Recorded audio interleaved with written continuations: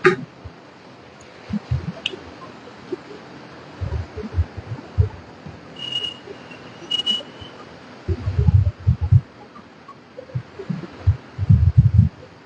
الله الرحمن الرحيم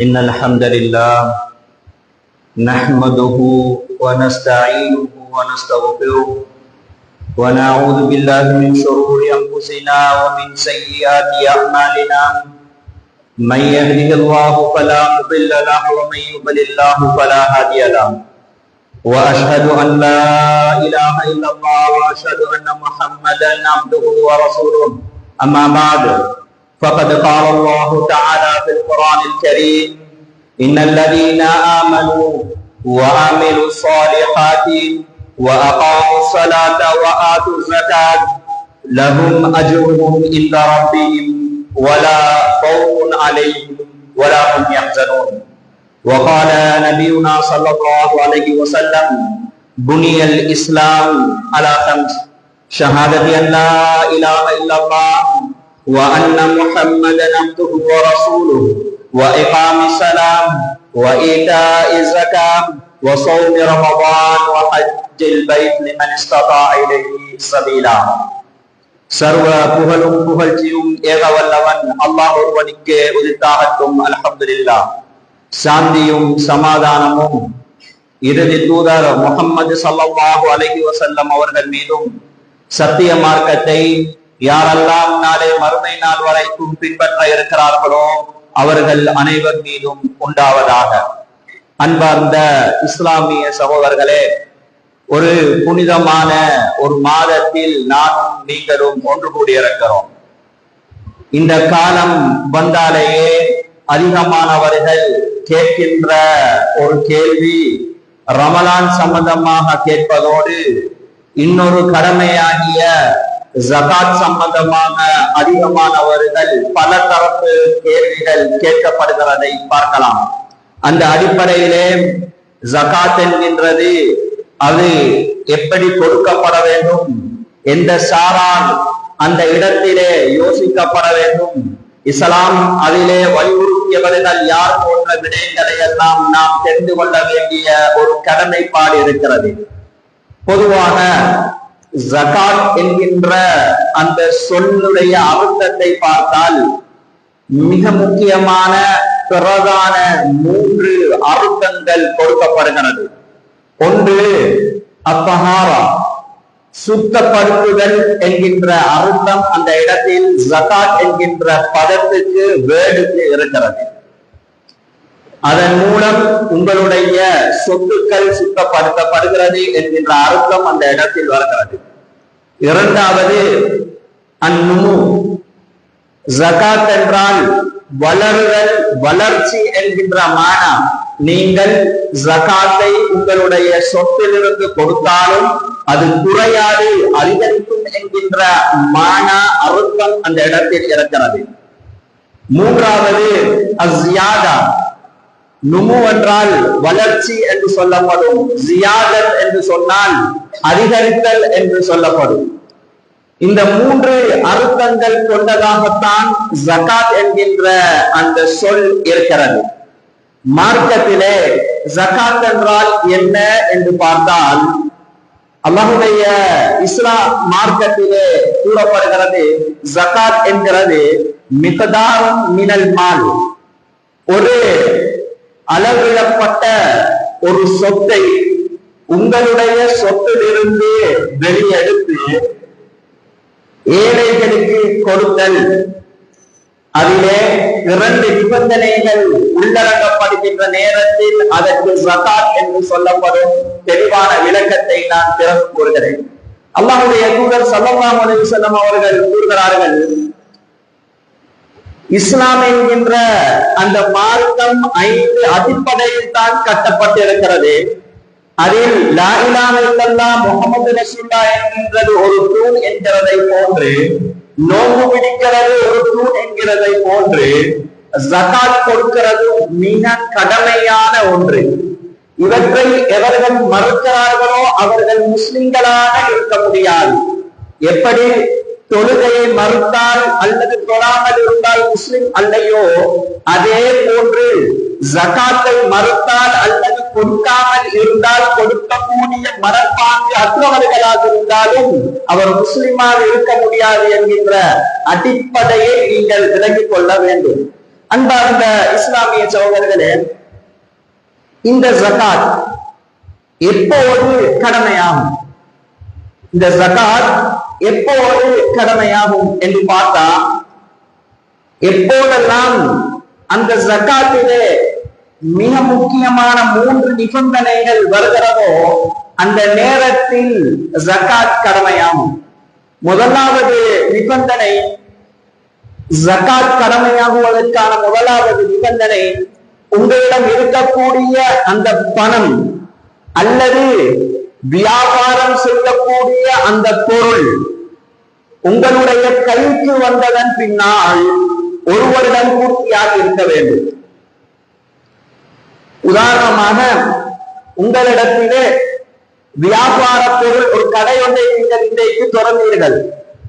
அந்த பொருளில் கடையில் இருக்கக்கூடிய பொருட்கள் உங்களுடைய கைக்கு வந்து இந்த டேட்டிலிருந்து 1 வருடம் பூர்த்தியாகினால் ஜகாத்துடைய கடமை அந்த இடத்தில் ஒரு நிபந்தனை சரியாகிறது. இது ஒரு நிபந்தனை. உங்களுடைய சொத்து கையில் இருக்கக்கூடிய அந்த பணம், உதாரணமான 50 லட்சம் உங்களுடைய கையில் இருக்குது, இதெல்லாம் கிடைச்ச 50 லட்சம். அப்படி இருந்தால் அதற்கு 1 வருடம் பூர்த்தியாகின்ற நேரத்தில் ஜகாத் கடமையாகிறது. அந்த 50 லட்சத்திலிருந்து நீங்கள் ஜகாத் கொடுக்க வேண்டும். இது ஒரு நிபந்தனை. இரண்டாவது, மில்கு நிசாப். ஜகாத் கொடுப்பதற்கு என்று இஸ்லாம் ஒரு அளவை வைத்து இருக்கிறது. எவர்களிடமெல்லாம் அந்த அளவு இருக்கிறதோ அந்தவர்களெல்லாம் ஜகாத் கொடுக்க வேண்டும். அந்த அளவு என்னது என்பதை நான் கூறுகிறேன். இரண்டாவது நிபந்தனை. மூன்றாவது, அந்த பணம் அல்லது வியாபார பொருள் உங்களுடைய கையில் இருக்கின்ற நேரத்தில் 1 வருடம் பூர்த்தியாக இருந்தும் அந்த ஜகாத்துடைய அளவை அடைந்து இருந்தும் நீங்கள் கடனற்றவர்களாக இருக்க வேண்டும். நீங்கள் கடனாளியாக இருந்து உங்களிடம் 50 லட்சம் இருக்கிறது, உங்களுக்கு கடன் 30 லட்சம் இருந்தால் அதிலே நீங்கள் உங்களுடைய சொத்தாக பார்க்க வேண்டியது 50 லட்சத்தை அல்ல, 20 லட்சத்தை, 30 லட்சம் கடனாக இருக்கிறது. அது உங்களுக்கு சொந்தமான பணம் அல்ல, இன்னொருவருக்கு போக வேண்டிய பணம். இப்படி இந்த 3 நிபந்தனையும் எவர்களிடத்தில் உள்ளடக்கி வருகிறதோ அவருக்கு கடமையான ஜகாத் மாறுகிறது. அப்படி என்றால் ஜகாத்துடைய அளவு என்ன என்று பார்க்கின்ற நேரத்தில் இஸ்லாம் நமக்கு கூறுகிறது, எவர்களிடமெல்லாம் இஸ்லாம் அந்த காலத்திலேயே ஜகாத்துடைய அளவை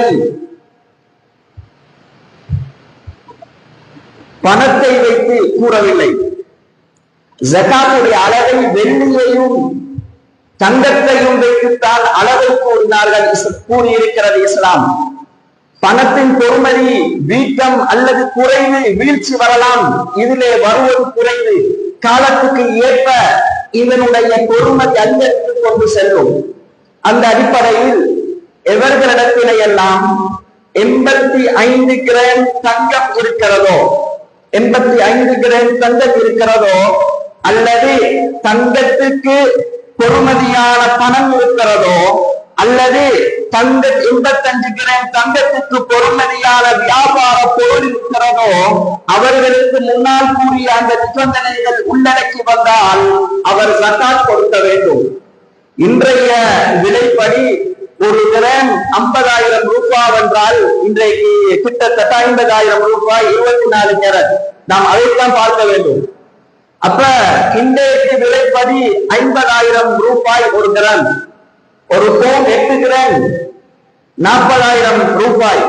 85 கிராமுக்கு நாங்கள் பார்க்கின்ற நேரத்தில் 4,25,000 42,50,000 ரூபாய் உங்களிடத்தில் இருந்தால் 42,50,000 ரூபாய் உங்களிடத்திலே பணமாக இருந்தால் அல்லது வியாபார பொருளான உங்களிடத்திலே அந்த 42,50,000 பொறுமதியான வியாபார பொருள் இருந்து ஒரு வருடம் பூர்த்தியாக இருந்தால் அதிலிருந்து 2.5% நீங்கள் கொடுக்க வேண்டும் என்பது இஸ்லாமிய சட்டம். மிக முக்கியமான 2 விடயத்தை கூறினேன். ஒன்று, அந்த சொத்து 85 கிராமுக்கு ஈக்குவலாக சரிசமனாக இருக்க வேண்டும். கிட்டத்தட்ட ருபீஸ்ல பார்த்தா 42,50,000. இந்த பணம் உங்களிடத்தில் பணமாக அல்லது வியாபார பொருளாக இருந்து அதற்கு ஒரு வருடம் பூர்த்தியாகி இருந்தால் உங்களுக்கு அதிலிருந்து 2.5% ஜகாத் கொடுப்பது கடமை. மிக முக்கியமான கவனிக்க வேண்டிய விடயம், நீங்கள் அந்த சொத்துக்கு உள்ளால் கடனாளியாக இருந்தால் அதை கழித்து விட்டுத்தான் உங்களுடைய ஜகாத்துடைய பணத்தொகையை நீங்கள் பார்க்க வேண்டும். இது தெளிவுக்காக வேண்டி கூறுகிறேன். அன்பார்ந்த இஸ்லாமிய சகோதரர்களே, இப்படி இந்த நிபந்தனைகள் உள்ளடக்கி ஒரு முஸ்லிமாக வாழ்கின்ற நேரத்தில் அவர் அவருடைய சொத்திலிருந்து கட்டாயமாக ஜகாத் கொடுக்க வேண்டும். கொடுக்காவிட்டால் பாவியாக மாறுகிறார் என்கின்ற அடிப்படையை விளங்கிக் கொள்ளுங்கள். அன்பார்ந்த இஸ்லாமிய சகோதரர்களே, இந்த ஜகாத்தில் இருந்து இஸ்லாம் என்ன எதிர்பார்க்கிறது? எங்களிடத்திலே இந்த ஜகாத்தை கடமையாக்கி, தொழுகையை கடமையாக்கி, இறைவனுடனான நெருக்கத்தை எதிர்பார்ப்பதை போன்று ஜகாத்தை கடமையாக்கி என்ன எதிர்பார்க்கிறது என்ற ஒரு கேள்வி நம்மிடத்திலே வரலாம். அல்லாஹ் ரப்புல் ஆலமீன் என்ன எதிர்பார்க்கிறான் என்றால், இது 3 விடயத்தோடு சம்பந்தப்படுகிறது. ஜகாத் கடமையாகிற விடயம் 3 விடயத்தோடு சம்பந்தப்படுகிறது. ஒன்று சமூகத்தோடு, இரண்டாவது ஜகாத் கொடுக்கின்ற தனிநபரோடு, மூன்றாவது அவருடைய சொத்தோடு சம்பந்தப்படுகின்ற விடயம். 3லையும் மிகவும் வெகுமதியான ஒரு காரணிகள் இருக்கத்தான் செய்கிறது. பொதுவாக நீங்கள் உங்களுடைய சொத்திலிருந்து நீங்கள் ஜகாத் கொடுத்தால் உங்களுடைய அந்த சொத்துக்கு ஒரு பாதுகாப்பு வருகிறது. நீங்கள் ஒரு பொருளை வாங்கி அதை மிக கூடுதலான ஒரு நாட்களுக்கு உபயோகிப்பதற்காக வேண்டி நீங்கள் அதற்கு ப்ரொடெக்ட் அந்த கவர் போன்றவைகளை நீங்கள் செய்வீர்கள், அல்லது அதற்கு பாதுகாக்க வேண்டிய ஒரு முறைகளை நீங்கள் செய்வீர்கள். உங்களுக்கு தந்திருக்கக்கூடிய அந்த சொத்தை இறைவன் பாதுகாக்க வேண்டுமாக இருந்தால் நீங்கள் அதற்கு செய்ய வேண்டியது ஜகாத் கொடுக்க வேண்டியது. நீங்கள் கொடுத்தால் உங்களுடைய சொத்துக்கள் பாதுகாக்கப்படும், அதிலே பரக்கத்துக்கள் ஏற்படுத்தப்படும். இரண்டாவது விடயம் தனிநபரோடு சம்பந்தப்பட்ட விடயம். அதனால் நான் என்னுடைய சொத்திலிருந்து ஜகாத் கொடுத்தால் எனக்கு என்ன பெனிஃபிட் செய்யுது என்று ஒரு கேள்வி வரலாம். அல்லாஹ் ரப்புல் ஆலமீன் அதிலிருந்து என்ன எதிர்பார்க்கிறான் தெரியுமா? என்னுடைய அடியானுக்கு நான் சொத்தை கொடுத்து அவன் எப்படி அதை கையாளுகிறான், இறைவன் பால் அவன் நெருங்குகிறானா அல்லது உலக ஆசையோடு அவன் அப்படியே சாய்ந்து போயிருக்கிறானா என்கிறதை ரப்புல் ஆலமீன் பார்க்கிறான். இறைவனுடன் நெருங்கி அதிலிருந்து நீ ஜகாத்தை கொடுத்து உன்னுடைய சொத்திலிருந்து நீ சதக்காவை கொடுத்தால் உன்னுடைய பாவங்கள் மன்னிக்கப்படும். இது ஒரு தனிநபர் சார்ந்த பிரயோஜனமாக இருக்கிறது.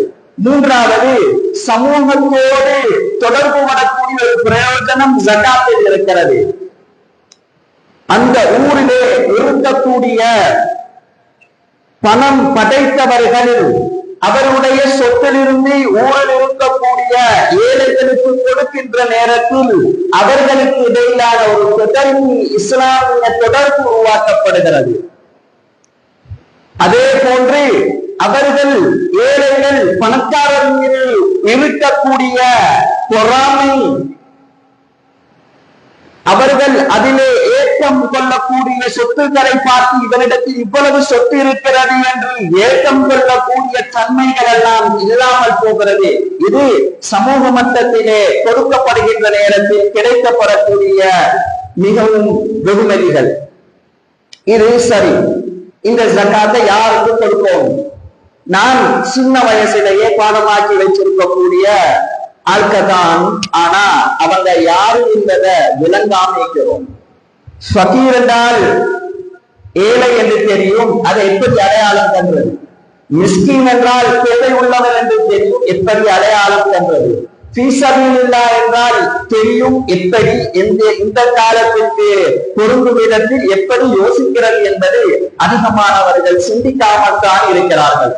அல்லாஹ் ரப்பல் ஆலமீன் இந்த ஜகாத் கடமையான ஜகாத்தை யாரும் கொடுக்க வேண்டும் என்கின்றதிலே 8 கூட்டத்தினர்களை கூறுகிறார். அதிலே ஒரு கூட்டத்தினர் அடிமைகள் இன்றைய காலத்தில் இல்லை. அது இல்லாமல் ரப்பல் ஆலமீன் கூறுகிறான், அந்த சதகாக்கள் லில்ஃபுகராஇ இன்னமஸ் ஸதகாத்து, உங்களுடைய சதகாக்கள் என்று ரப்பல் ஆலமீன் கூறுகிறான். சதகா என்கின்ற சொல் பொது சொல் என்று பயன்படுத்தப்படும். ஜகாத் என்று பொதுவாக சதகா என்று வருகின்ற நேரத்தில் அந்த சொல்லிலே ஜகாத்தும் இருக்கும், சதகா என்கின்ற நாம் கொடுக்கின்ற அந்த சதகாவும் இருக்கும்.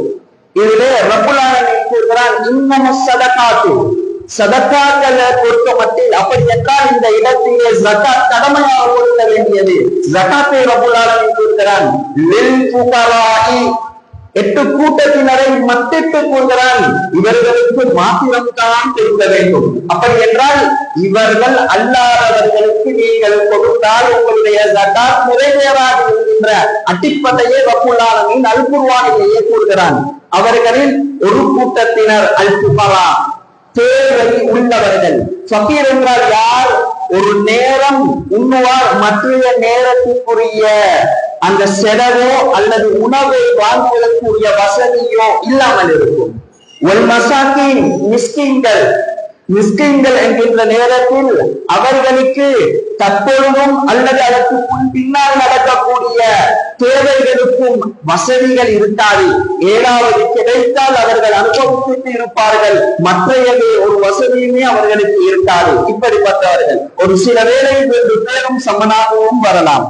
மூன்றாவது அல் ஆமிலூன அலைஹா, ஜகாத்தை வசூலிக்கக்கூடியவர்களுக்கு 8லே 1 கொடுக்கலாம். அல் முஅல்லஃபத்து குலூபுஹும், முஸ்லிம்கள் இருக்கக்கூடிய இடங்களிலே வாழ்ந்து கொண்டு இஸ்லாத்தின் பால் அவர்களுடைய உள்ளங்கள் ஈர்க்கப்பட வேண்டும் என்பதற்காக வேண்டி அவர்களுக்கும் நமக்கு ஜகாத் கொடுக்கலாம். அதன் மூலம் அவர்களுடைய உள்ளத்தில் இஸ்லாத்தை பற்றிய மோசமான எண்ணங்கள் நீங்கி இஸ்லாத்தை பற்றிய ஒரு நல்ல அபிப்பிராயம் வந்து இஸ்லாத்துக்கு வரலாம், அல்லது அவர்களிடமிருந்து வரக்கூடிய கெடுதி, இஸ்லாத்துக்கு வரக்கூடிய கெடுதிகள் தவிர்க்கப்படலாம். இவர்களுக்கும் கொடுக்க வேண்டும். அடிமைகள், அல்லாஹ்வுடைய பாதையில் இருக்கக்கூடியவர்கள். இது நாம் நினைக்க கூடாது அல்லாஹ்வுடைய பாதை என்று வந்தால் ஜிஹாது மாத்திரம் தான் என்று. இன்றைய காலத்தில் பொருந்தக்கூடிய பல விடயங்கள் இருக்கிறது. அவர்கள் அல்லாஹ்வுக்காக வேண்டி ஒதுங்கி இருக்கக்கூடியவர்கள் இருக்கிறார்கள், மார்க்கத்தை படிப்பதற்காக வேண்டி ஒதுங்கி இருக்கக்கூடியவர்கள் இருக்கிறார்கள், அல்லது ஊருடைய பொது விடயங்களுக்கு ஒதுங்கி இருக்கக்கூடியவர்கள் இருக்கிறார்கள். அல்லாஹ்வுடைய பாதையில் முஸ்லிம்களுக்காக வேண்டி இருக்கிறார்கள். இவர்களும் உள்ளடங்கலாம். அடுத்தது இப்னு சபீல், வழிபோக்கர்கள். திடீரென ஒரு இடத்துக்கு வருவார், அவருடைய ஊருக்கு போகுவதற்கு வசதியற்றவராக மாறுவார். அவருக்கும் உங்களுடைய ஜகாத்தை கொடுத்து அவருடைய வீடு போய் சேர வைக்கலாம். அவருடைய வியாபாரம் ஹலாலா, அவருடைய பயணம் ஹலாலான பயணமாக இருந்தால். அடுத்தது அல்-காரிமீன், கடனாளிகள். சமூகத்திலே ஒரு நல்ல நிலைமையில் வியாபாரம் செய்து கொண்டிருப்பார். அவரிடத்தில் உங்களிடத்திலே வந்து எனக்கு உண்ணுவதற்கோ அல்லது உடுப்பதற்கோ ஆடை வேண்டும் என்று கேட்கக்கூடியவர்கள் அல்ல.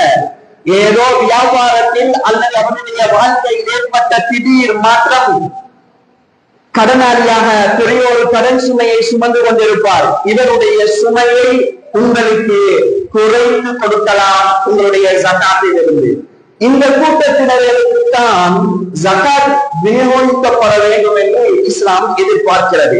அன்பான இஸ்லாமிய சகோதரர்களே, இதிலே மிக முக்கியமான ஒரு சில விடயங்கள். இந்த கூட்டத்தினர்களிலே ஃபகீர் மிஸ்கீன்களை எப்படி அடையாளம் கண்டுகொள்வது? தேவை உள்ளவர்கள் ஒரு சிலர் உங்களிடத்திலே வந்து கேட்கக்கூடியவர்கள் இருப்பார்கள். அவர்களை உங்களுக்கு அடையாளம் கண்டுகொள்ளலாம். இவர்கள் தேவை உள்ளவர்கள், இவர்களுக்கு கொடுக்க வேண்டும், அல்லது அவர்களுடைய பின்னணி உங்களுக்கு தெரியும். உங்களுடைய பக்கத்து வீட்டுக்காரராக இருப்பார், உங்களுடைய உற்ற நண்பராக இருப்பார், அல்லது உங்களுடைய வேலை செய்யக்கூடிய ஒருவராக இருப்பார், அவரை உங்களுக்கு அடையாளம் கண்டுகொள்ளலாம். இஸ்லாம் அதை மாத்திரம் கூறவில்லை. ஜகாத்தை பொறுத்த மட்டில் ஒரு ஊருடைய தார்மீக ஒரு பொறுப்பு. அதில் வசதி படைத்து இருக்கக்கூடியவர்கள் அவர்களுடைய சொத்துக்களிலிருந்து எடுத்து அதே ஊரில் இருக்கக்கூடிய ஏழைகள் அதிலிருந்து கவனிக்கப்பட வேண்டும். அது பகீராக இருக்கலாம், மிஸ்கீனாக இருக்கலாம், இவர்கள் கவனிக்கப்பட வேண்டும். வெறுமனே ஒரு சிலர்கள் அடையாளம் காணப்பட்டு இருப்பார்கள். எல்லோரும் சகாத்தையும் சதக்காவையும் அவர்களுக்குத்தான் கொண்டு போய் கொடுப்பார்கள். நோன்பு மாதத்திலே அவர்களுக்கு சகாத்தும் சதக்காவும் அதிகமாக கிடைக்கும். ஆனால் சமூகத்திலே இன்னும் ஒரு சிலர் இருப்பார்கள். அவர்கள் யார்? அவர்கள் தான் தேவை உள்ளவர்கள். அவர்களுக்கு இப்பொழுது உண்ணலாம், இரவு சாப்பாட்டுக்கு அவர்களுக்கு வழி என்ன என்று தெரியாது. அவர்களுக்கு ஒரு சிலர் இருப்பார்கள் சமூகத்திலே, அவர்களுடைய மருந்து செலவு எப்படி செய்ய வேண்டும் அதற்குரிய பண வசதி கிடையாமல் இருக்கும், உண்ணுவதற்கு வசதி இல்லாமல் இருக்கும், பிள்ளைகளை பாடசாலை போடுவதற்கு வசதி இல்லாமல் இருக்கும். இப்படிப்பட்டவர்கள் மக்களிடத்திலே கேட்காமல் வீடுகளிலே அவர்களுடைய சுய கௌரவத்தை பாதுகாத்துக் கொண்டிருப்பார்கள். நம்முடைய கடமை என்ன தெரியுமா? இது போன்றவர்கள் அடையாளம் காணப்பட வேண்டும். இது போன்றவர்கள் அடையாளம் காணப்பட வேண்டும். ஆனால் சமூகத்திலே சீரழிக்கப்படக்கூடாது. ஜகாத் கொடுக்கப்படுகின்ற இந்த விதத்தில், அந்த பேரில் அவர்களுடைய மானங்கள் பாதுகாக்கப்பட வேண்டும். சமூகத்திலே அவர்களுடைய துயர்கள் போடப்பட்டு சுய கௌரவத்தை இழக்கக்கூடிய ஒரு நிலைமை வந்துவிடக் கூடாது.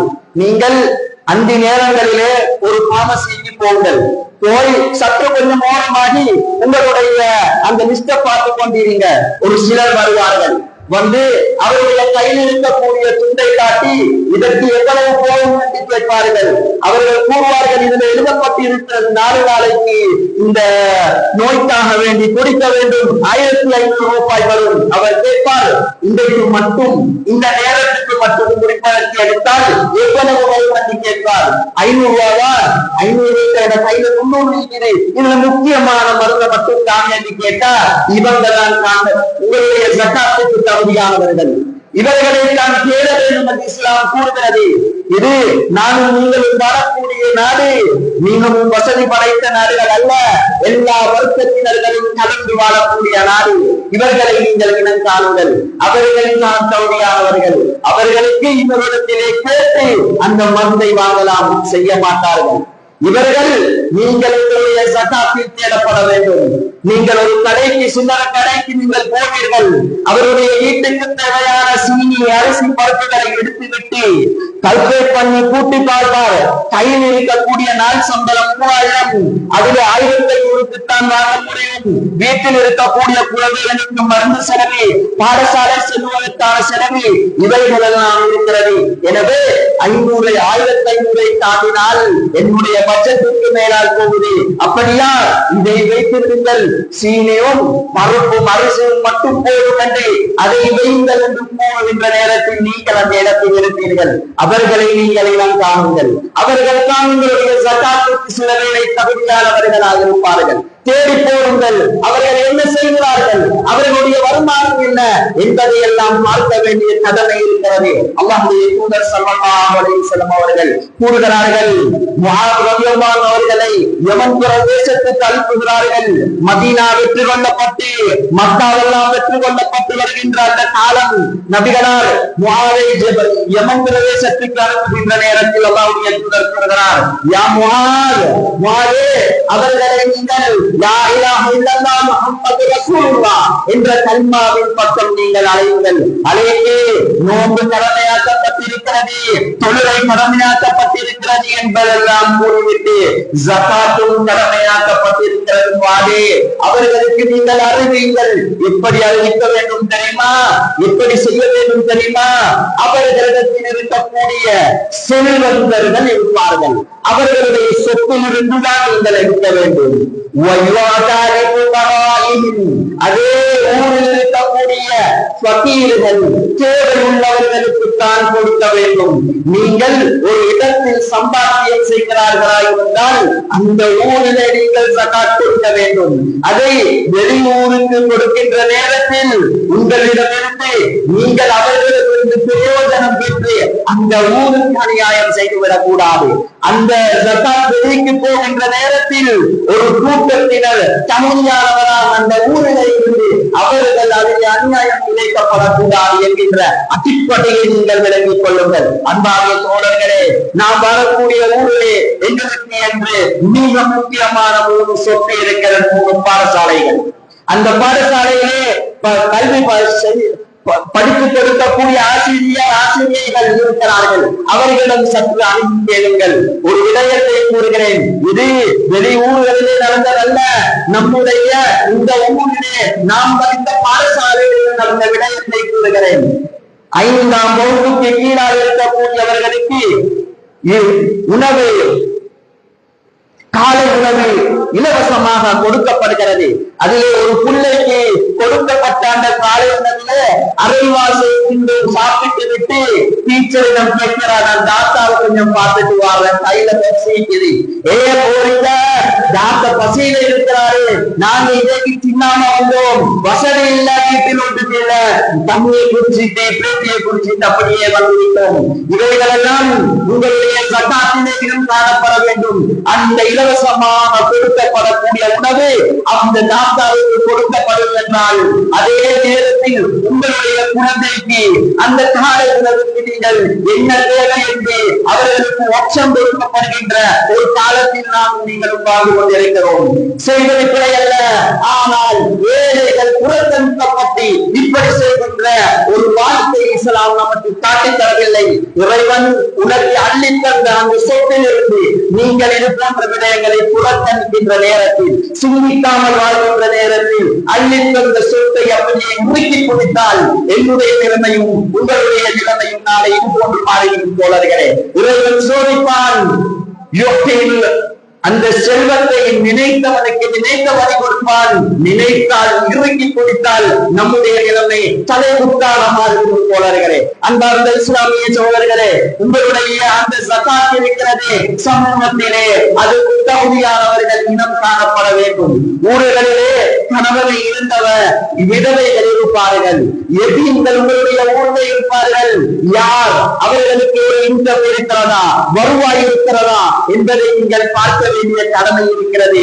சில நேரம் அவர்களுடைய சம்பாத்தியம் 10,000 காரணமாக வெறுமனே 16, 17 வயதுடைய குழந்தைகள், நம்முடைய ஊர் குழந்தைகள் கடையிலே நியமிக்கப்படுகிறார்கள் வேலைக்காக வேண்டி. அவர்களுக்கும் படிக்க வேண்டும் என்ற ஆசை இருக்கிறது தான். ஓலையை முடித்துவிட்டு ஏலவல் செய்ய வேண்டும் என்ற ஆசை இருக்கிறது தான். ஒரு சில பெற்றோர்கள் என்று கூறுகிறார்கள், என்னுடைய குழந்தை கவர்மெண்ட் செய்வதற்கு எடுபட்டிருக்கிறார், சயன்ஸ் செய்வதற்கு எடுபட்டிருக்கிறார், எங்களுடைய மாத சம்பாத்தியம் போதாது, எனக்கு இன்னும் சில சிறிய குழந்தைகள் இருக்கிறார்கள், அவர்களுக்கு உண்ண கொடுக்க வேண்டும் என்பது கடமையாக இருக்கிறது.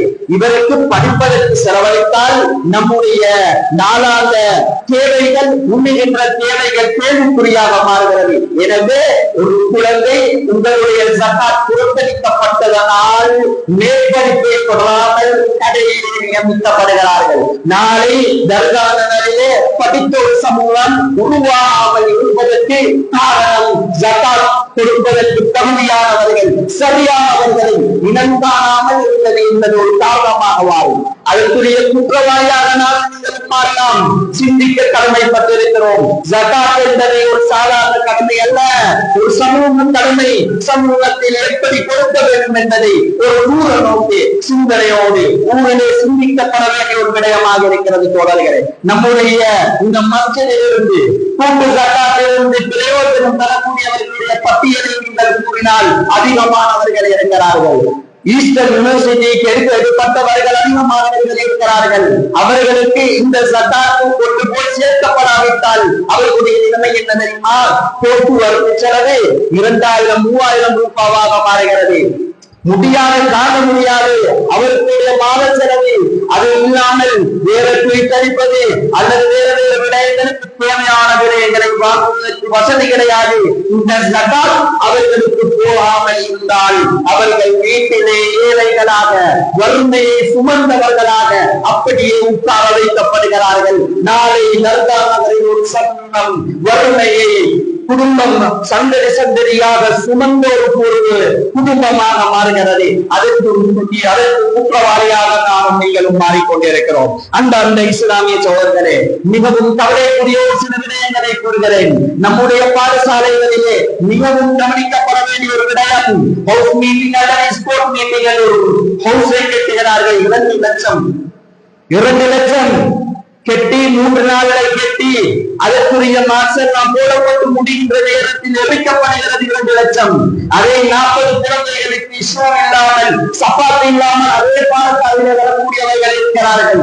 அதே பாடசாலையில் ரிக்வெஸ்ட் வருது, என்னுடைய பாடசாலையில் புத்தகம் இல்லாமல் தொப்பி புத்தகம் இல்லாமல் இருக்கக்கூடிய வசதி இல்லாதவர்கள் இருக்கிறார்கள் என்று.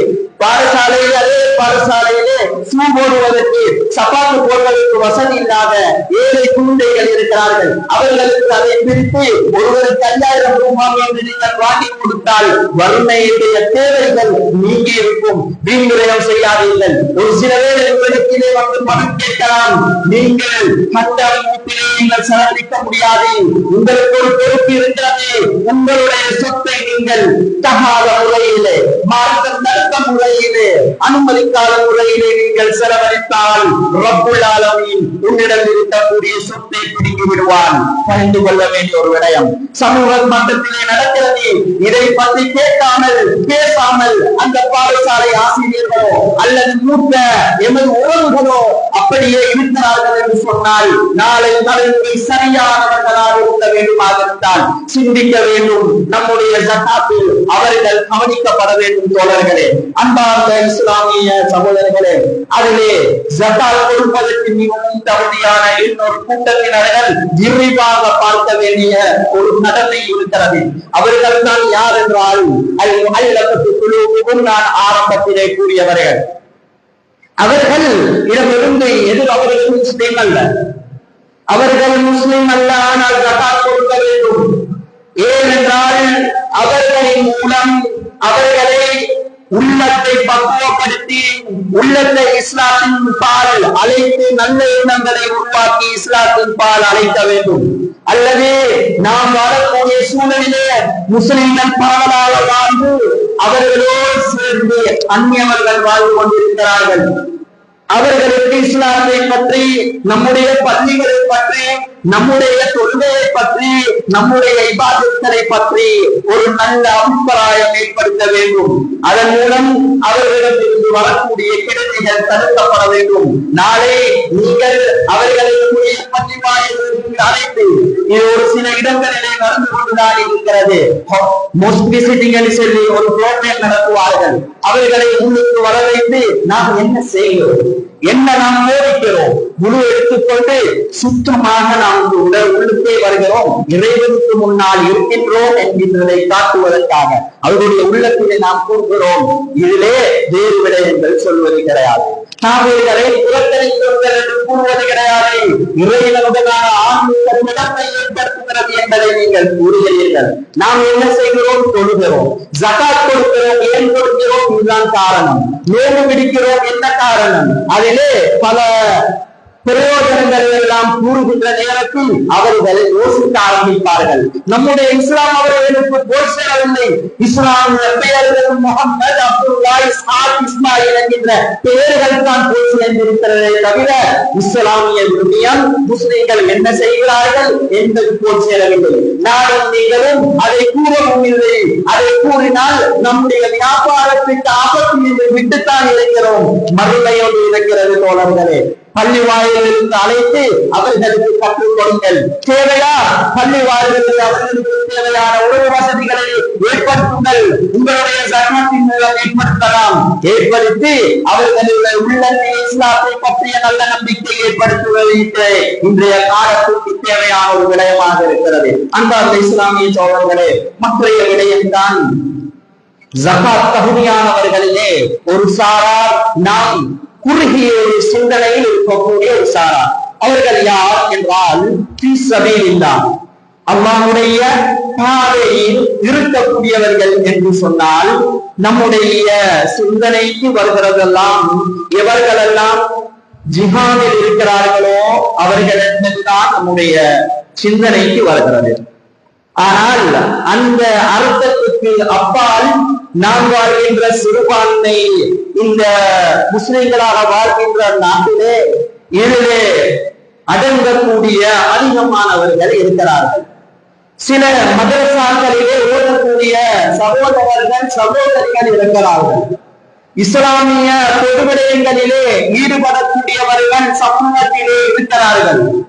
அதிகமாக இஸ்லாத்தை பாதுகாப்பது அன்றிலிருந்து இன்று வரைக்கும் அதிகமான மெஜாரிட்டியை பார்த்தால் வசதி படைக்காரர்கள் தான் இஸ்லாத்திற்காக வேண்டும் உயிர் தியாகம் செய்வது அதிகமாக இருக்கிறது. அவர்கள் தான் அவர்களுடைய குழந்தைகளை அர்ப்பணிப்புக்காக மதரசாக்களிலும் வேறு வேறு இடங்களிலும் மார்க்க கல்வியை படிப்பதற்காக வேண்டி போடுகிறார்கள். தனவந்தவர்கள் போடுகிறார்கள், இல்லை என்று சொல்லவில்லை, குறைவு என்று சொல்கிறேன். இவர்கள் கவனிக்கப்பட வேண்டும். அதிலே ஒரு சில தோழர்களுக்கு உங்களுக்கு உங்களுடைய குழந்தை நீங்கள் அல்குர்ஆனை மன்ன விடாத ஒருவராக இருப்பீர்கள், ஒரு ஆளும் அல்லாதவர்களாக இருப்பீர்கள். அந்த வாய்ப்பு உங்களுக்கு கிடைக்கவில்லை, உங்களுடைய குழந்தைக்கும் நீங்கள் கொடுக்கவில்லை, சந்தர்ப்பம் கிடைக்கவில்லை. ஆனால் உங்களால் ஒரு வருடத்திற்கு 1,20,000 மற்றும் 1,50,000 இடைப்பட்டதை ஒரு வருடத்துக்கு உங்களுக்கு செலவழிக்க முடியும். அது சாதாரண சரியாக உங்களுக்கு இருக்கலாம். அப்படி இருந்தால் அல்குர்ஆனை மனதிடக்கூடிய சிறிய வதியத்திலே இருக்கக்கூடிய பிள்ளைகள் இருக்கிறார்கள். அறியாதவர்கள் இருந்தால் தேவை என்றால் கேளுங்கள், காட்டி தருகிறேன். அவர்களிடத்திலே மாதம் 10,000 12,000 மாதாந்த அந்த செலவை மதரசாவுக்கு கொடுப்பதற்கு முடியாது. ஒரு சில பெண் குழந்தைகள் இருக்கிறார்கள், ஓடுகளின் பின்னால் நம்முடைய மதரசாவுக்கு வருகிறார்கள். இருந்து டாக்டரும் தங்கச்சும் ஒருவர் உருவாக்காளரும் ஒருவர் சரியாவை படிப்பதற்கு 6 மாதம் அப்படியே போடுகிறது. லீவுக்கு பின்னால் பிள்ளை வரலை, நாம் விசாரிக்கிறோம் ஏன் வரவில்லை என்று அவர்கள் கூறுகிறார்கள். என்னுடைய வீட்டில் இருந்தால் நான் உண்ணக்கூடிய சோப்பில் இருந்து ஒரு பகுதியை கொடுத்து அவளை பாதுகாத்துக் கொண்டேன். 2 குழந்தையா இல்லையா? நாங்களுமோ 60 காலத்தில் தான் நமக்கு வசதி இருக்கிறது. கொஞ்சம் தூர பிரதேசத்தை இருக்கக்கூடிய சில இருக்கக்கூடியவர்கள் அவர்கள் கூறுகிறார்கள், ஒரு அடிக்கு ஒரு மாதத்துக்கு 20,000 கெட்டுவதற்கு வசதி இல்லை என்று நாம் அவர்களிடத்தில் அக்கறையாக வைத்தோம். நன்றாக படிக்கக்கூடிய குழந்தைகள், அல்குர்ஆனை அவசரமாக பாடக்கூடிய குழந்தைகள் ஏன் வரவில்லை? கவலையாக இருக்கிறது. இஸ்லாத்தை போதிக்க வேண்டிய ஒரு பொறுப்பு நம்மிடத்தில் இருக்கிறது. கேட்டால் வருவதற்கு வறுமையால் அவர்கள் அனுப்ப முடியாது. போக்குவரத்து செலவு இருக்கிறது, மாதாந்த செலவு இருக்கிறது. இவற்றை எல்லாம் நமக்கு தாங்க முடியாது. ஆனால் வெறுமனே 12,000 10,000 ரூபாய் என்பது நம்மில் இருக்கக்கூடிய சில வாலிபர்களுக்கு ஒரு ரெஸ்டாரண்ட்லே போய் உண்ணக்கூடிய உணவுகளே. அதிலிருந்து ஒரு அல்குர்ஆன் மனநமாக்கி ஒரு ஹாஃபிஸை உருவாக்கலாம். மாதத்துக்கு ஒரு முறைதான் நீங்கள் 10,000 கட்டுகிறீர்கள், மாதத்துக்கு ஒரு முறைதான் 12,000 கட்டுகிறீர்கள். 3 வருடத்தில் ஒரு ஹாஃபிஸுடைய சகாத்தில் இருந்து உங்களுடைய சதக்காவில் உருவாகிறது. 7 வருடத்தில் ஒரு மூலம் உருவாகிறது. நீங்கள் உறங்கினாலும் நீங்கள் வித்திட்ட உணவுவது கிடையாது. அவர்கள் அமல் செய்வார்கள், அவர்கள் தௌபா செய்வார்கள். நீங்கள் மரணித்திருக்கலாம், உங்களுடைய கபருக்கு நன்மை வந்து சேர்ந்து கொண்டே இருக்கும். இதிலிருந்துதான் இதைத்தான் இஸ்லாமிய இடத்திலும் உங்களிடத்திலும் எதிர்பார்த்து கொண்டிருக்கிறது.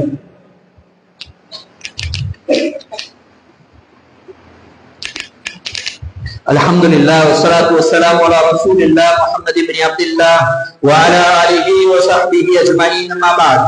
அன்பார்ந்த இஸ்லாமிய சகோதரர்களே, ஜகாத்தை பொறுத்தமட்டில் அதை பெயரளவில் கொடுக்காமல் உயிரோட்டம் உள்ளதாக இருக்க வேண்டும் என்று இஸ்லாம் எதிர்பார்க்கிறது. இவற்றை அல்குர்ஆனில் ரப்பல் ஆலமீன் கூறித்தான் இருக்கிறார். அன்பார்ந்த இஸ்லாமிய சகோதரர்களே, ஒரு சில தோழர்கள் கூறுவார்கள், எங்களுடைய ஜகாத்தை கொடுப்பதற்கு நாம் எங்களுடைய வாப்பா கொடுத்த அந்த லிஸ்ட நான் அப்படியே வச்சு கொடுக்கிறேன், வாப்பாவை மதிச்சு கொடுக்கிறேன் என்று கூறுகிறார்கள். சமூகத்தில் இருக்கிறது தான், நல்ல விடயம் தான். ஆனால் உங்களுடைய பாப்பா 10 வருடம் ஜகாத் கொடுத்திருப்பார்களாம், நீங்களும் 2, 3, 4 வருஷமாக ஜகாத் கொடுக்கிறீர்களாம். அந்த எடுக்கக்கூடியவர்கள் 15 வருடமாக ஜகாத்தை எடுத்துக் கொண்டிருந்தால் ஜகாத் உங்களிடமிருந்து எதிர்பார்க்கக்கூடிய விடயம் அந்த பெண்ணிலே அந்த குடும்பத்திலே விளைகிறதில்லை. வெறுமனே ஜகாத் கொடுக்கிறோம் என்கின்ற பெயரில் 5000, 500, 1000, 2000, 2500 அந்த வறிய குடும்பத்துக்கு நீங்கள் கொடுத்தால் அவர்கள் வக்கீல்கள், அவர்கள் மிஸ்கீன்கள், அவர்கள் தேவையுடையவர்கள், அவர்கள் சிந்திப்பது என்ன தெரியுமா? இதன் மூலம் என்னுடைய குழந்தையை ஆளாக்க முடியுமா என்று சிந்திக்க மாட்டார்கள். அவர்களுக்கு கடமை தேவை ஒன்று இருக்கிறது, பசி. பசியை நீங்கள் போக்கினால்தான் அவர்கள் கல்வி தேவையை சிந்திப்பார்கள். பசி தேவை இருக்கின்ற நேரத்தில் அந்த 2500 ரூபாய்க்கு என்னுடைய குழந்தைக்கு உண்ண கொடுக்க வேண்டும், அந்த 5000 ரூபாய்க்கு நான் 3 நாளைக்கு என்னுடைய குழந்தைக்கு உண்ண கொடுக்க வேண்டும் என்று அவர்கள் அவர்களுடைய அந்த 4 ஆண்டு செலவை அவர்கள் மேனேஜ் பண்ணுவார்கள். நீங்களும் அதே போன்று போன வருடமும் அப்படி கொடுத்து பல வருடங்களாக கொடுத்தால் அந்த குடும்பத்தில் இருக்கக்கூடிய அந்த குடும்பம் சதைவது கிடையாது, அப்படி முன்னேறுவது கிடையாது. இதை இஸ்லாமின் எதிர்பார்க்கவும் கிடையாது. இப்படி செய்தால் ஏழைகளுக்கு நீங்கள் செய்கின்ற ஒரு பெரிய அநியாயம் என்பதை நீங்கள் விளங்கிக் கொள்ள வேண்டும். நீங்கள் பணம் படைத்த வர்க்கத்தினர்களாகவே இருந்து கொண்டு அவர்களை அப்படியே அவர்களுடைய பெற்றோரும் பணமற்றவர்களாக வசதியற்றவர்களாக வைத்து அவர்களுடைய குழந்தையையும் இதே நிலைமையில் தள்ளித்து விடக்கூடிய ஒரு நிலைமையை நீங்கள் செய்துவிடக் கூடாது. இஸ்லாம் இதை எதிர்பார்க்கவில்லை. நம்மிடத்திலே ரப்புல் ஆலமீன் கூறுகிறான், உன்னுடைய சதகா உயிரோட்டம் உள்ளதாக இருக்க வேண்டும், அதிலிருந்து நன்மைகள் பெருகி வர வேண்டும், அதிலிருந்து அப்படியே உருவெடுக்க வேண்டும். அப்படி செய்தால் உனக்கு நான் என்ன செய்வேன் தெரியுமா? உனக்கு பன்மடங்காக்கி நான் தருவேன் என்று கூறுவார்கள். நீங்கள் ஒரு குடும்பத்திலே இருக்கக்கூடிய ஒரு குடும்பத்தை ஒரு ஜகாத்தின் மூலம் உருவாக்கும் நினைத்தால் அந்த குடும்பத்தில் இருக்கக்கூடிய ஒரு ஆண்மகனை எடுங்கள், அவருக்கு தொழில் வாய்ப்பு கல்வியை கொடுங்கள். அந்த அவருடைய தகைமை என்ன, கல்வி தகைமை என்ன, எஜுகேஷன் குவாலிஃபிகேஷன் எல்லாம் பாருங்கள். எல்லாத்தையும் பார்த்து இதற்கு ஐடியில இன்ட்ரெஸ்ட் இருக்கிறதா, உங்களுடைய ஜகாத்தில் இருந்து ஒரு டிகிரி முடிப்பதற்கு 4 லட்சம் 5 லட்சமா எடுங்கள். எடுத்து அதை நீங்கள் கண்காணித்து மாதாவில் செலவழித்து ஒரு பட்டதாரியை அந்த குடும்பத்திலே உருவாக்குங்கள். நாளை 5 வருடம் பிடிக்கும், 2 வருடம் ட்ரெயினிங் போவார், 6வது வருடம் நீங்கள் கொடுத்தாலும் எடுக்காமல் என்னிடம் ஜகாத்தை எடுப்பதற்கு தகுதியானவராக நான் இல்ல, எனக்கு நல்ல சம்பளம் 1.5 லட்சம் 2.5 லட்சம் கிடைக்குது என்று கூறுவார்கள். அப்படி இல்லையா அந்த குழந்தையை நீங்கள் இருங்கள், அவருக்கு தட்டின் நம்பித்தாரா ஒட்டே முறையா அல்லது போன்றியாரா எவ்வளவு போகிறது அந்த கோர்ஸை முடிப்பதற்கு உங்களுடைய ஜகாத்தில் இருந்து எடுங்கள். 50,000 1 லட்சம் போகிறதா, நல்ல ஹை குவாலிட்டி ஆளாக மாற்றுங்கள். அதற்கு பின்னால் தெரிந்தவர்களுடைய நண்பருடைய கடையில் வேலை அமர்வுகள், சம்பளத்தை அவர் கொடுக்காமல் இருந்தால் நீங்கள் உங்களுடைய ஜகாத்தில் இருந்து கொடுங்கள். 1 வருடம் அப்படியே இருப்பார், உங்களிடத்திலிருந்து மாதம் 30,000 35,000 எடுத்துக் கொண்டிருப்பார். 1.5 வருடம் ஆகின்ற நேரத்தில் ஜகாத் கொடுப்பதற்கு தகுதியான ஒரு ஆண்மகன் வறுமையான ஒரு பெண்ணில் இருந்து உருவாகும். இதைத்தான் இஸ்லாமின் இடத்தில் இருந்தும் உங்களிடத்திலிருந்தும் எதிர்பார்க்கிறது. அவர்களை அநியாயமாக வறுமை கோட்டுக்கு கீழாக வைக்காதீர்கள். அவர்களை உருவாக்க வேண்டுமாக இருந்தால் கல்வி உள்ள ஒரு சமூகமாக உருவாக்குங்கள். அவர்களை தெரிவு செய்யுங்கள். அதற்கு தேவையான ஆலோசனைகள் தேவையா வந்து அணுகி கேளுங்கள். எப்படி செய்ய வேண்டும், அவர்களை எப்படி வழிநடத்த வேண்டும், அதற்குரிய ஆலோசனைகளை நாம் தருவோம். அன்பார்ந்த இஸ்லாமிய சகோதரர்களே, இதுதான் இன்னும் அதிகமான விடயம் இருக்கிறது. இதைத்தான் ஜகாத்தில் இருந்து ரப்புல் ஆலமீன் என்னிடம் உங்களிடம் எதிர்பார்க்கிறது தோழர்களே. இறுதியாக ஒரு வசனத்தை கூறி முடித்துக் கொள்கிறேன். ரப்புல் ஆலமீன் கூறுகிறான், நானும் நீங்களும் சிந்திக்காத ஒரு சமூகம் ஜகாத்துக்கு தகுதியானவர்கள் சமூக மட்டத்திலே இருப்பார்களாம். பப்புல்லாளர்கள் கூறுகிறான், அவர்களுக்கு நீங்கள் ஜகாத் கொடுக்க வேண்டும் தான். அவர்கள் யார் தெரியுமா? லில் ஃபுகரா, அவர்களும் தேவையுள்ள பகீர்கள் தான். அல்லதீன யுஹ்சினூ ஃபீ ஸபீலில்லாஹ், அவர்கள் அல்லாஹ்வுடைய மார்க்கத்துக்காக வேண்டி ஒதுங்கி இருக்கக்கூடியவர்கள் தோழர்களே, அவர்களுக்கும் நீங்கள் ஜகாத் கொடுக்க வேண்டும். லா யஸ்ததீஊன தர்பன் ஃபில் அர்த், அவர்களுக்கு அந்த மார்க்கத்துக்கு ஒதுங்கி இருக்கிறதை விட்டு வேறு பிரயாணித்து சம்பாத்தியம் செய்தால் பல லட்சக்கணக்கு சம்பாதிக்க முடியும். ஆனாலும் மார்க்கத்துக்காக வேண்டி ஒதுங்கி இருக்கக்கூடியவர்கள் அவர்கள். لا يسأل يحسبهم الجاهل أغنياء من التعفف, அறியாதவர்கள், பின்புலமற்றவர்கள், தூரநோக்கு சிந்தனையற்றவர்கள், அவர்களை பார்க்கின்ற நேரத்தில் வசதி படைத்தவர்கள் என்றுதான் நினைப்பார்கள். மக்களிடத்திலே எனக்கும் தேவை இருக்கிறது என்று அவர்கள் கேட்க மாட்டார்கள். சமூகத்தில் இப்படி தேவை இருக்கிறது, நம்முடைய பள்ளிக்கு வரக்கூடிய தோழருக்கு இப்படி தேவை இருக்கிறது, நம்முடைய ஊரில் இருக்கக்கூடிய இந்த பாடசாலைக்கு இப்படி தேவை இருக்கிறது என்று பொது விடயங்களில் தான் அவர்கள் கேட்பார்கள். ஆனால் அவர்களுக்கும் குழந்தை இருக்கும், அவர்களுடைய குழந்தைக்கும் உண்ணக்கூடிய உணவும், உங்களுடைய குழந்தை உண்ணக்கூடிய உணவும் விலைவாசியில் ஒன்றுதான். ஆனால் அவர்களுடைய சம்பளமோ 45, 55, 65. அதிலே அவர்கள் குடும்பத்தை வழிநடாத்த முடியுமா இல்லையா என்று வறுமையிலே தள்ளாடி கொண்டு அல்லாஹ்வுக்காக வேண்டி பொருந்திக் கொண்டு சமூகத்திலே இருக்கக்கூடிய சில பள்ளிக்காக வேண்டி ஒதுங்கி இருக்கக்கூடிய மௌலவிமார்கள் இருக்கிறார்கள். பாடசாலையிலே volunteer-ஆக ஒதுங்கி இருக்கக்கூடிய சில ஆசிரியர்கள் இருக்கிறார்கள். சமூக பணியிலே ஈடுபடக்கூடிய ஒரு நல்ல தூரநோக்கு சிந்தனை உள்ள வறியவர்கள் சமூகத்திலே இருக்கிறார்கள். இவர்கள் அவர்கள் என்று கேட்க மாட்டார்கள். அவர்களை நீங்கள் இடம் காண வேண்டும். சுயநலமான வாழ்வு விடக்கூடாது. அவர்களுக்கு போய்விடுங்கள். நாளை ஒரு தலைமுறை நீங்கள் இதை கொடுக்காமல் இருந்தால் கல்வி இல்லாத ஒரு சமூகம் அந்த இடத்திலே உருவாகிவிடும். என்னுடைய குழந்தையும் உங்களுடைய குழந்தையும் படித்துக் கொடுப்பதற்கு தரமான நல்ல படித்த ஒரு பட்டம் பெற்ற ஒரு மூலத்தை இல்லாவிட்டால் நாளை நீங்கள் மன்னித்ததன் பின்னால் பிரார்த்தனை செய்யக்கூடிய குழந்தை உருவாகாது. அந்த ஜனாதாவை தொழிற்பதற்கு தெரிந்த குழந்தை உருவாகாது. அரை மூலவியனால் உருவாக்கம் தருகின்ற குழந்தைகள் பாரதூரமாக இருக்கும், பக்குவம் இல்லாமல் இருக்கும், துறநோக்கு சிந்தனையற்றவர்களாக இருப்பார்கள். இப்படிப்பட்ட ஒரு நிலைமை சமூகத்திலே ஏற்பட்டுவிடக் கூடாது. அரைவாசி படித்தவர் ஒரு நாள் பாடசாலையிலே உருவாக்கப்படக்கூடிய அந்த குழந்தைகள் பக்குவமற்றவர்களாக, முதியோர்களை மதிக்காதவர்களாக அவர்கள் இருப்பார்கள். எனவே இவற்றுக்கெல்லாம் காரணத்தை நாம் பார்த்தால் நம்முடைய ஜகாத் சரியாக கொடுக்கப்படவில்லை. எனவே ஜகாத்தை எந்த அடிப்படையில் நாம் கொடுக்க வேண்டுமோ அந்த அடிப்படையில் கொடுக்கக்கூடிய ஒரு சமூகமாக உள்ள ரஹ்மான் என்னையும் உங்களையும் மாற்ற வேண்டும். இறுதியாக ரப்புல் ஆலமீன் சொல்கிறான், நீங்கள் ஜகாத் எடுக்கக்கூடியவர்களாக இருந்தால் உங்களுடைய கடமை என்ன தெரியுமா? தந்தவர்களுக்கு நீங்கள் துஆ செய்ய வேண்டும். நீங்கள் தந்தவர்களுக்கு நீங்கள் துஆ செய்யுங்கள். ஏன் தெரியுமா? உங்களுடைய துஆ அவர்களுக்கு மன அமைதியை கொடுத்துவிடும். ஏதோ நான் கொடுக்கிறோம், எனக்கு பின்னர் அவனே ஏற்றுவான் என்கின்ற நிலைமை வந்து விடக்கூடாது. அவர்களுக்காக வேண்டி துஆ செய்யுங்கள், அவருடைய வளர்ச்சிக்காக வேண்டி துஆ செய்யுங்கள். இதுதான் இஸ்லாம் காட்டக்கூடிய வழிமுறையாக இருக்கிறது. வா அல்ஹம்துலில்லாஹி ரப்பில் ஆலமீன்.